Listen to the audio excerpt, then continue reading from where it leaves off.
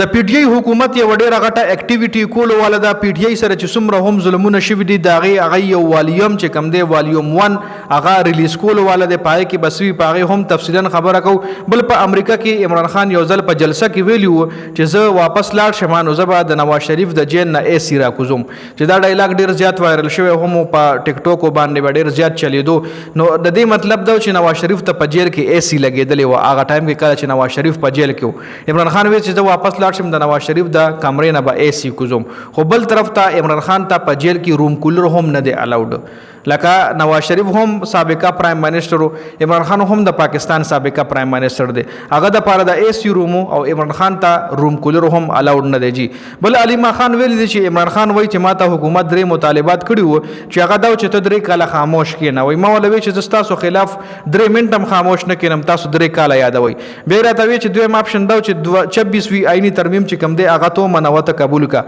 وای ما ورته وی چې دا خو هیڅ کله هم زه نه منم ځکه د پاکستان کې د قانون بالادستی غواړم چې پاکستان کې قانون او آئین بالادستی وشي. خو تاسو چې دا کم 26 وی آئینی ترمیم کړی دی کې تاسو آئین نه ټول حقوق اخیستلي دي نو زه به هیڅ کله هم د تاسو را 26 وی آئینی ترمیم قبول نه کما. بیا درېمه خبره عمران خان وایي چې ما لوي چې په 9 مې باندې معافي وغواړه نو علیما خان ویلي چې عمران خان وایي چې ما ورته په جواب کې ویلي دي چې معافي به هغه خلک غواړي چې د 9 مې سی سی ټي وي فوټیج پټ کړی دی. ښه امریکا کې چې کم عمران خان جلسه کړې و دا غي اپډیټس هم دل درکل. بل مسلم لیگ نون حکومت بار بار دا داوا کوي چې موږ په پاکستان کې معیشت ډیر ښه طرف ته راوسته دي د عمران خان په دور حکومت کې معیشت خراب او تبعی طرف ته روانو او زموږ په دور حکومت کې معیشت چې کم دی هغه پازیټیو روان دی او هغه ډیر مخکې تللی دی معیشت زموږ په دور حکومت کې. خو بل طرف ته د غي د معیشت د پاکستان دی نه پته لګي چې د پاکستان دوه چې کم مین ادارې دي پی ټی وی او ریډیو پاکستان د غي ملازمینو احتجاج کول